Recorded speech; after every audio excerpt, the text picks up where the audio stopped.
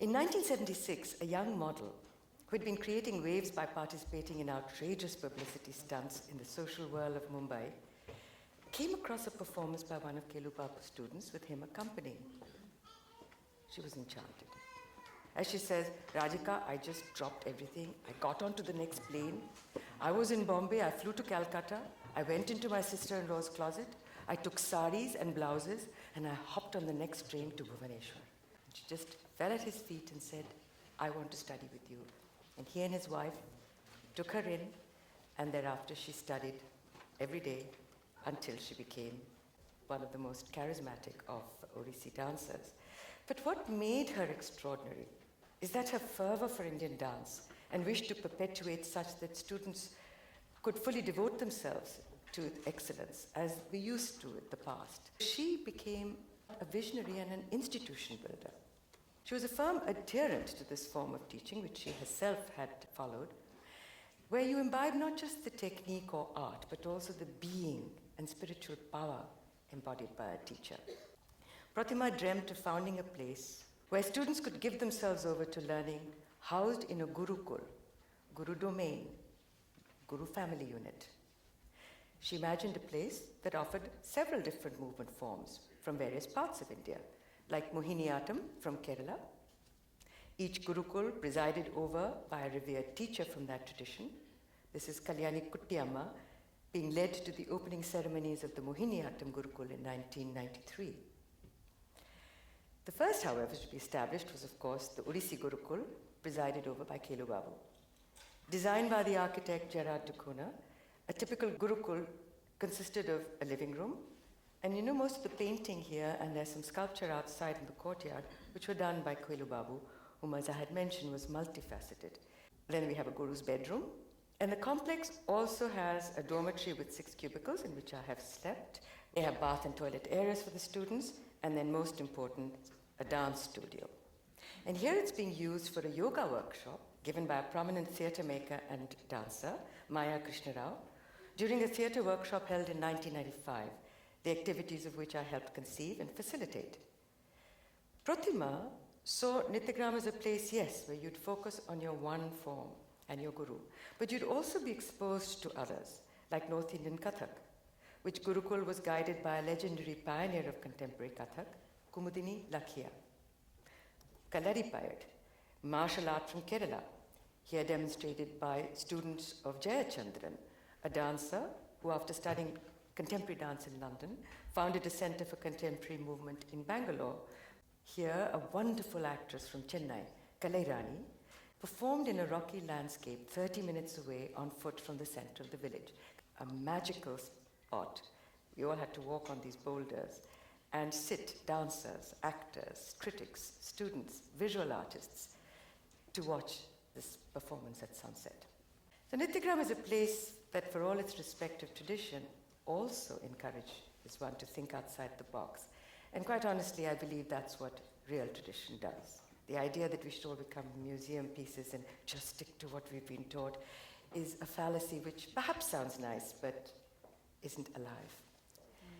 Nityagram is a place which nurtures the body with delicious food made with vegetables grown organically on its grounds, served traditional style on the ground, here by Pratima herself, in the dining pavilion of the village.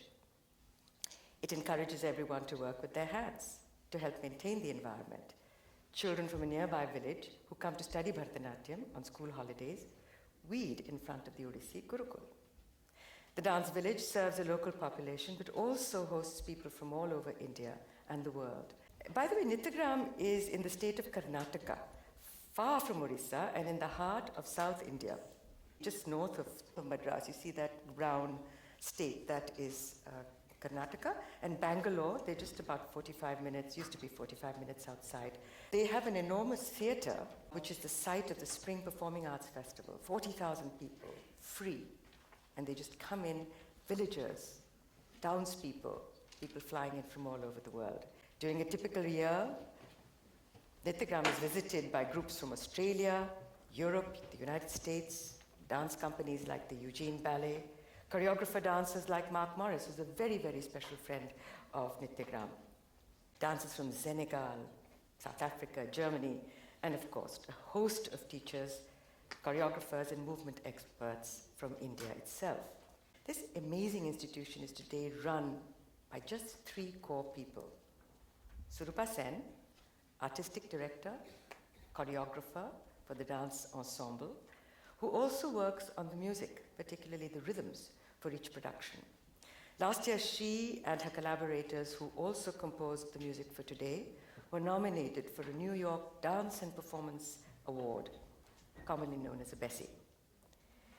Bijoyini Satpathy, director of the Odissi Gurukul, works not just on training but on developing the style of Odissi that they do. One of the characteristics of which you will see is the use of the torso.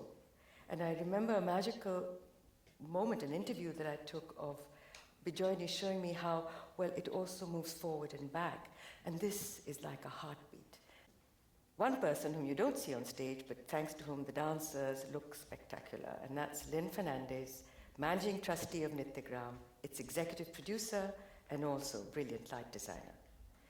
She was a close friend of Protima's. Protima managed to persuade Lynn to come and slowly gave over the running of Nityagram to her. And just in time, actually, because in 1998, tragically, she died in a landslide during a pilgrimage in the Himalaya mountains, near the place which we Hindus consider the home of Lord Shiva, Kailash. So to end my story, I'd like to leave you with an image of Lord Shiva in his form as Ardhanari, Ardhanarishwara, Lord who is half woman, whose image embodies both male and female energies. In this sculpture, possibly my most favorite bronze, housed in the Chennai Museum, you see the left half is male, the right female, reflected in the shape of the hips, in the cut of the hips on the female side, the legs, torso, and also in the hairstyle. Earrings, they're different, and drapery of each half. I mean, Parvati is draped, Shiva's side is not. Part male, part female, yet the whole is harmonious. The last dance on tonight's program is dedicated to this vision of Shiva. So I leave you with Ardhanari as this space is transformed into a ritual space for the performance. Namaste.